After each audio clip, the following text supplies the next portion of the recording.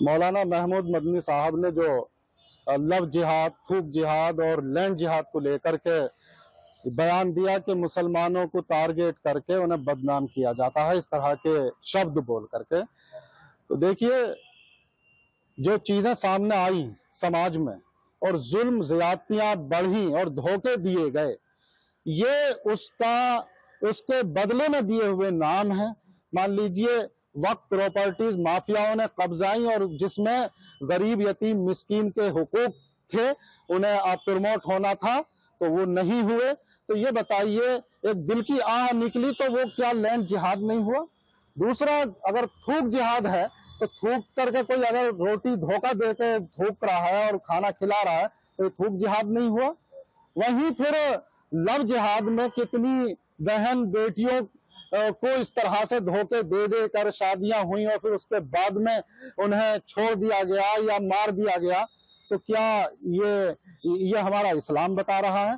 तो ये जो नाम दिए गए हैं, इस्लाम के नाम ले करके और शनाख्त लगा करके एक समाज को, एक गरीब और कमजोर को धोखा देने का जो काम किया, उसके बदले में मिला हुए ये नाम है। तो समझ तो ये थी और अच्छा काम ये था कि हमें अपने कैरेक्टर को ठीक करने की और इस्लाह करने की जरूरत है और इंसाफ कायम करने की जरूरत है। तो मैं तो यही कहूंगा कि देखिए, विनाश काले विपरीत बुद्धि, लेकिन समझ अगर जल्दी आ जाए, अपने अंदर सुधार कर ले कोई भी इंसान, तो फिर वो स्थापित रह सकता है। लेकिन उसका अगर नहीं, उसकी समझ सही नहीं हुई तो विनाश तो फिर होता ही है उसका।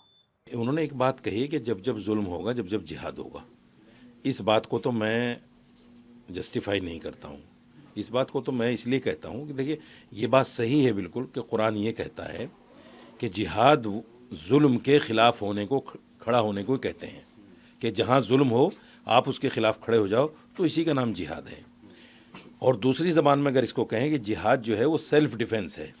जितनी भी जंगें उस वक्त में हुई हैं वो सेल्फ डिफेंस में हुई हैं। हमला कर दिया, मुसलमानों ने उसको रोका है, और कुरान ने यही कहा है कि जो सेल्फ डिफेंस में मारा जाए वो शहीद है। तो ये जो जिहाद का शब्द है बड़ा पाक और पवित्र शब्द है हमारे लिए। लेकिन जिस तरह लोगों ने इसको लव जिहाद, लैंड जिहाद, थूक जिहाद, मूत जिहाद और हर जिहाद से जोड़ दिया, तो यकीनी तौर पर ये हमारे आस्था को चोट पहुंचाने वाली बातें हैं। यकीनी तौर पर हमें इस बात का एहसास होगा कि हमारी जो धार्मिक चीज़ है, जिस पर हम आस्था रखते हैं कि हाँ भाई ये चीज़ होनी चाहिए, उसको कहीं ना कहीं गाली बनाकर जो है पेश किया जा रहा है, बुरा भला उसको कहा जा रहा है। तो मेरा मानना ये है कि ये चीज़ ऐसी नहीं है कि जिसको मदनी साहब ने कोई गलत वे में कहा हो।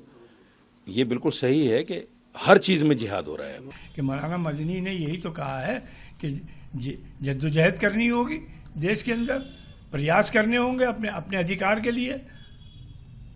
संविधान में जो हमें अधिकार दिया गया है, मजहब की जो आज़ादी दी गई है, पहले संबित पातशाह जी को समझना चाहिए कि देश के अंदर कितनी धार्मिक स्वतंत्रता है। वो लोग जो सड़कों पर निकल करके हिंदू राष्ट्र के लिए यात्राएं कर रहे हैं, वो संविधान के विरुद्ध नहीं दिख रहा उनको, उनके खिलाफ कोई।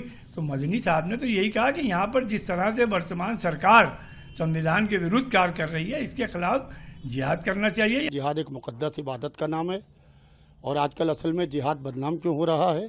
हमारे यहाँ जिस श्रेणी में, जिस फहरिस्त में नमाज है, उसी फहरिस्त में जिहाद भी है।